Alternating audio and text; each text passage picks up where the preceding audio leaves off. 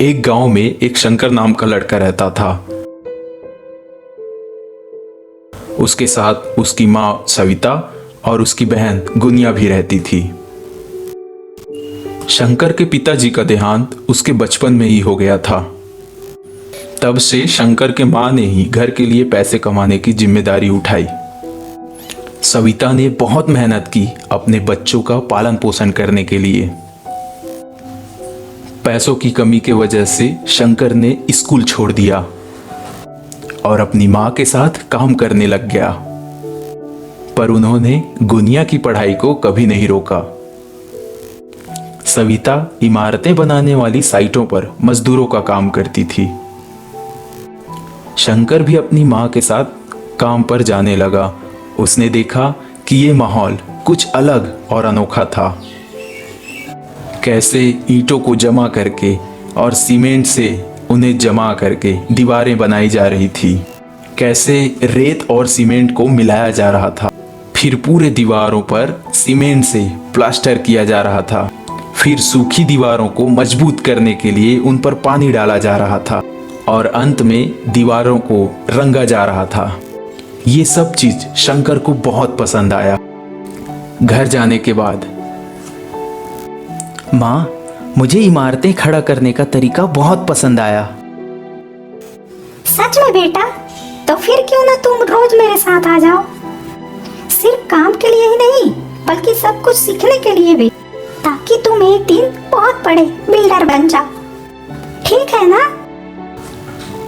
हाँ माँ, मैं जरूर चलूंगा आपके साथ और अच्छे से सीखूंगा। उस दिन से शंकर हर एक काम को बहुत गौर से देखने लगा। उसने बहुत जल्दी सब कुछ सीख लिया।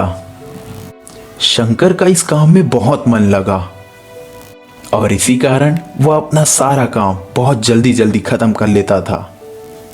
बाकी के सारे मजदूर शंकर की कला को देखकर बहुत हैरान थे। सब लोग उसकी बहुत तारीफ करते थे और उसकी मां सविता को भी अपने बेटे शंकर पर बहुत गर्व महसूस होता था। इसी तरह शंकर ने 4 साल तक बहुत मन लगाकर काम किया। इसी दौरान शंकर के मां सविता की तबीयत बहुत ज्यादा खराब हो गई और उसने काम पर जाना बंद कर दिया। अब शंकर अकेला हो चुका था, जिसको अपनी मां को भी संभालना था और बहन गुनिया की पढ़ाई को भी देखना था। साइटों पर कमाई बस उसके लिए काफी नहीं था। तब शंकर ने सोचा कि वह खुद का कंस्ट्रक्शन का कारोबार शुरू करेगा। माँ, कब तक आखिर मैं मजदूरी का काम करूँगा? अगर हमें हमारी समस्याओं को समाप्त करना है तो मुझे लगता है कि मैं खुद का ही कारोबार शुरू कर लूँ। मेरे बच्चे, ये तो बहुत ही अच्छा विचार है, पर पैसों के बिना कोई काम शुरू कैसे करोगे बेटा? मेरे पास एक योजना है माँ। मैं एक चंपक लाल सेठ के घर पर काम कर रहा था। उन्होंने मेरा काम देखा था और बहुत खुश होकर बोले थे कि मुझे जब भी ज़रूरत हो तब वो मेरी मदद करेंगे। अभी उनके घर का कुछ काम अधूरा है। मैं उनका काम पूरा करके पैसे लूँगा और उससे अपना कारोबार शुरू करूँगा। तुम बहुत बुद्धिमान और कलाकार हो बेटा। जाओ और सेठ जी से बात कर लो। देखते हैं अब जो भी हो।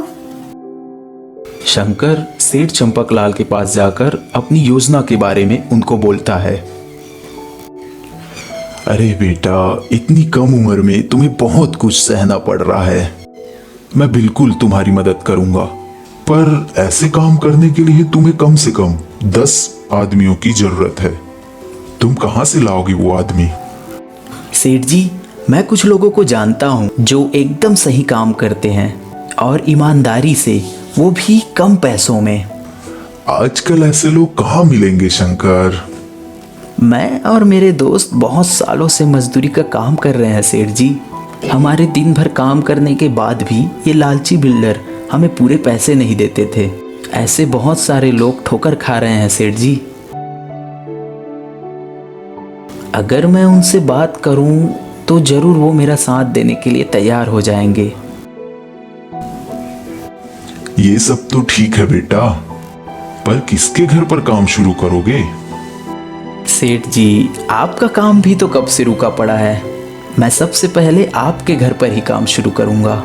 मैं आपके घर का काम देखते ही देखते खत्म कर दूंगा, देख लेना। ठीक है बेटा, जाओ और भगवान का नाम लेकर ये शुभ काम तुरंत शुरू करो। शंकर अपने मजदूर दोस्तों के पास गया और उनको इस काम के बारे में बताया। सारे दोस्त इस विचार से बहुत खुश थे और तुरंत शंकर ने काम के लिए उनको पैसे भी दे दिए। अगले दिन से सबको काम पर लगना था। अगले दिन शंकर के दोस्त आए अपना अपना सामान साथ में लेकर। शंकर ने बचे हुए पैसों के साथ बाकी का सामान लाया, जैसे सीमेंट, रेत आदि। मजदूरों के पहुंचने से पहले ही शंकर ने सारा माल और सामान तैयार रखा। सभी लोग इस नए काम को लेकर बहुत खुश थे, क्योंकि सभी जवान थे और काम भी जल्दी जल्दी खत्म करने लगे। शंकर बाकियों को सही दिशा दिखा रहा था, सही तरीके से काम करने का। देखते ही देखते सिर्फ 2 महीनों के अंदर सारा घर तैयार हो गया। चंपक सेठ का नया घर देखकर सभी लोग हैरान रह गए। शंकर के पहले मालिक भी ये घर देखकर बहुत आश्चर्यचकित रह गए कि उसने इतना अच्छा मकान बनाया। चंपक सेठ का घर देखकर बाकी लोग भी अब अपना घर बनवाने या बाकी काम करवाने शंकर को ही बुलाने लगे। शंकर बेटा, तुमने इतने कम समय में मेरा मकान इतना अच्छा और सुंदर बना दिया। वाकई में लाजवाब काम किया तुमने। सेठ जी ने फिर शंकर को अपने काम के लिए बहुत अच्छा खासा पैसा भी दे दिया।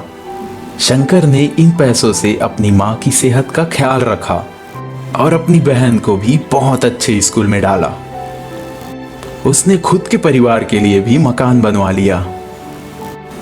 18 वर्ष की उम्र होने से पहले ही शंकर ने कई लोगों का काम बहुत अच्छे से किया। उसने अपनी कला का इस्तेमाल किया मेहनत के साथ, जिसकी वजह से उसको बहुत प्रशंसा मिली और अंत में उसने अपने परिवार को सुखी भरा जीवन दिया। तो दोस्तों, इस कहानी से हम ये सीखते हैं कि परिश्रम के बिना प्रतिभा भी किसी काम की नहीं है।